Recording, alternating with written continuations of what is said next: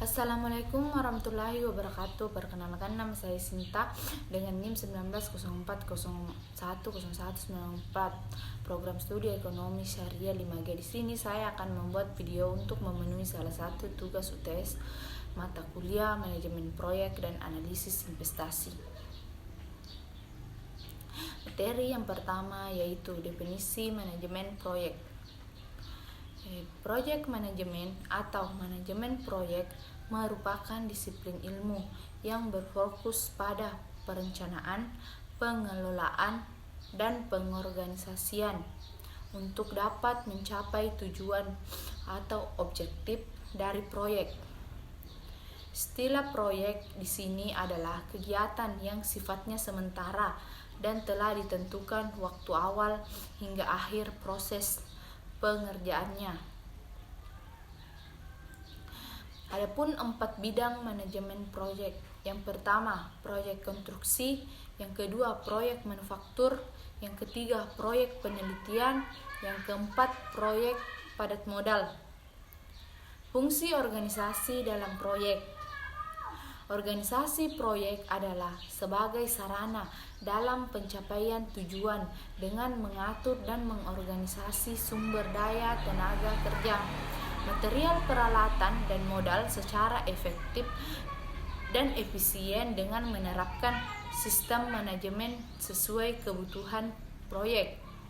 Agar tujuan organisasi dapat tercapai, maka dilakukan proses sebagai berikut.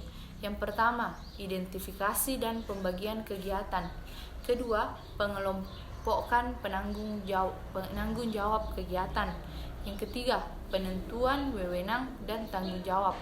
Yang keempat, menyusun mekanisme pengadilan. Dari sekian banyak organisasi yang lazim digunakan dalam organisasi proyek ada 3, yaitu yang pertama, organisasi garis atau line organization. Yang kedua, organisasi fungsional atau staff organization. Yang terakhir yaitu organisasi matriks. Materi yang kedua yaitu pengertian analisis investasi. Analisis. Kata analisis diadaptasi dari bahasa Inggris. Analisis yang secara etimologis berasal dari bahasa Yunani kuno analusis. Kata analisis terdiri dari 2 suku kata, yaitu ana yang artinya kembali dan luein yang artinya melepas atau mengurai. Bila digabungkan, maka kata tersebut memiliki arti menguraikan kembali. Fungsi dan tujuan analisis.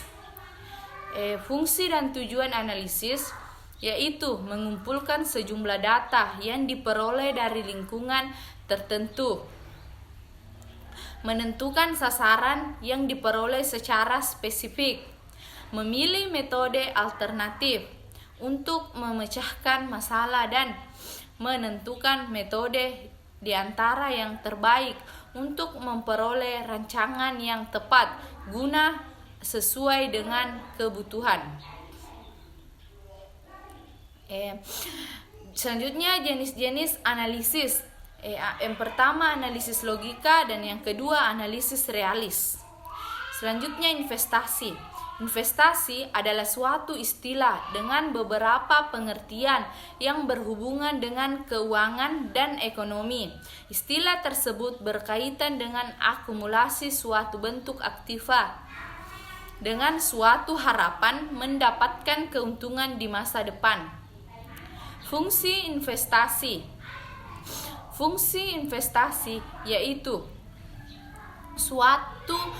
suatu pengeluaran untuk membeli barang modal dan sebuah peralatan produksi yang bertujuan untuk mengganti dan menambah suatu barang modal dalam suatu perekonomian yang akan digunakan untuk memproduksi barang dan jasa di masa depan. Selanjutnya, manfaat investasi. Yang pertama, bisa menjadi potensi penghasilan jangka panjang. Yang kedua, bisa mengungguli inflasi. Yang ketiga, bisa memberikan penghasilan yang tetap. Dan keempat, dapat berinvestasi sesuai dengan suatu perubahan kebutuhan. Dan yang kelima, dapat berinvestasi sesuai dengan keadaan keuangan Anda. Materi ketiga, peramalan dan perencanaan agregat. Pengertian peramalan dan perencanaan agregat. Peramalan atau forecasting adalah suatu seni dan ilmu pengetahuan dalam memprediksi peristiwa pada masa mendatang. Hal ini dapat dilakukan dengan melibatkan pengambilan data historis dan memproyeksikannya ke masa mendatang dengan suatu bentuk model matematis. Hal ini bisa juga merupakan prediksi intuisi yang bersifat subjektif. Sedangkan agregat planning adalah suatu aktivitas operasional untuk menentukan jumlah dan waktu produksi pada waktu di masa yang akan datang. Agregat planning juga didefinisikan sebagai usaha untuk menyamakan antara supply dan demand dari suatu produk atau jasa dengan jalan menentukan jumlah dan waktu input, transformasi dan output yang tepat. Peramalan dan kegunaannya. Kegunaan atau manfaat dari peramalan adalah sebagai alat bantu untuk merencanakan yang efektif dan efisien, untuk menetapkan kebutuhan sumber daya yang pada masa yang akan datang, untuk membuat keputusan yang tepat. Untuk membuat ramalan yang baik dibutuhkan data yang cukup, perangkat keras dan perangkat lunak, analisis yang memadai, dan suatu ramalan disebut baik jika memenuhi kriteria mutu berupa akurat, objektif, kecepatan penyediaan hasilnya, dan stabilitas versus responsivitas ramalan tersebut. Tipe dan metode peramalan. Yang pertama, tipe peramalan ekonomi. Peramalan ekonomi, peramalan teknologi, dan peramalan permintaan. Yang kedua, metode peramalan. Metode peramalan kualitatif dan metode peramalan kuantitatif. Materi keempat yaitu pemilihan lokasi. Pengertian lokasi. Lokasi adalah suatu letak atau tempat yang tepat di mana orang bisa berkunjung untuk berbelanja. Tempat itu berupa pertokoan atau suatu stand atau counter bar di dalam maupun di luar gedung. Jenis-jenis lokasi. Yang pertama, lokasi untuk kantor pusat. Kedua, lokasi untuk pabrik. Yang ketiga, lokasi untuk gudang. Dan keempat, lokasi untuk kantor cabang. Pertimbangan dalam pemilihan lokasi. Yang pertama, kedekatan dengan pasar. Yang kedua, kedekatan dengan bahan baku mentah yang dibutuhkan. Yang ketiga, peraturan daerah dan iklim bisnis. Yang keempat, tenaga kerja. Yang kelima, tren populasi dan mutu kehidupan. Keenam, persaingan. 7, fasilitas dan biaya transportasi. Dan yang terakhir, jasa publik. Memilih lokasi. Pertimbangan utama pada langkah ini adalah soal tanah. Adakah tanah yang cukup longgar untuk bangunan, halaman, tempat parkir, dan tidak boleh dilupakan adanya kemungkinan untuk perluasan. Materi desain produk dan jasa. Pengertian desain produk dan jasa. Pengertian desain produk. Desain produk dapat didefinisikan sebagai generasi ide, pengembangan konsep, pengujian, dan pelaksanaan manufaktur atau objek fisik atau jasa. Desainer produk konsep dan mengevaluasi ide-ide, membuat mereka nyata melalui produk dalam pendekatan yang lebih sistematis. Desain jasa. Selain terdapat produk berupa barang, terdapat pula produk yang tidak nyata, yaitu jasa. Yang termasuk dalam industri jasa adalah perbankan, keuangan, asuransi, transportasi, dan komunikasi. Selanjutnya, desain inovasi produk.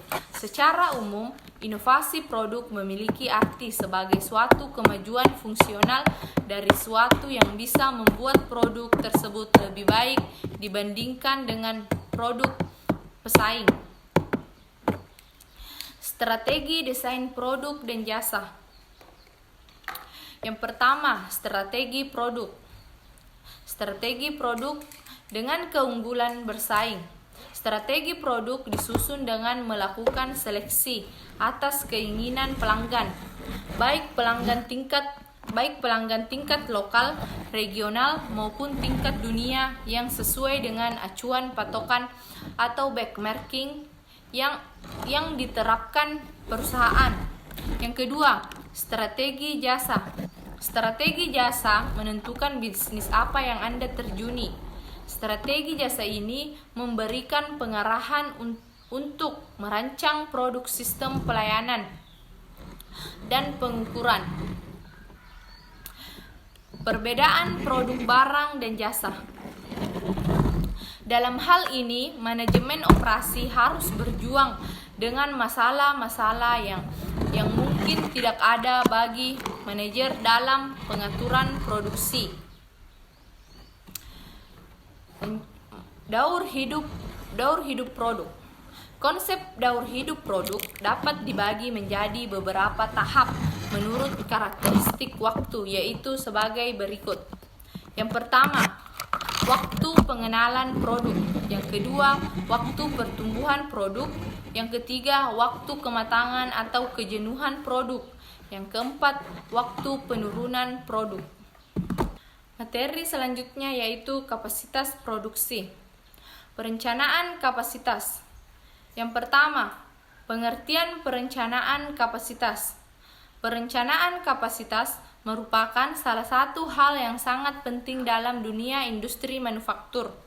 Dalam perencanaan kapasitas, perusahaan dituntut untuk dapat melakukan perhitungan dan perkiraan jumlah kapasitas sumber daya yang akan digunakan dalam suatu produksi berdasarkan 3 dimensi yang berbeda, yaitu input atau sumber daya, output atau produk, dan periode. Ketiga dimensi ini saling berkaitan erat satu sama lainnya. Yang kedua, pengertian kapasitas. Pengertian kapasitas produksi. Pengertian kapasitas produksi menurut Render dan Heiser adalah hasil produksi atau output maksimal dari sistem pada periode tertentu. Selanjutnya, penentuan kapasitas. Menentukan kebutuhan kapasitas masa depan bisa menjadi prosedur yang rumit, yang sebagian besar didasarkan pada permintaan di masa yang akan datang.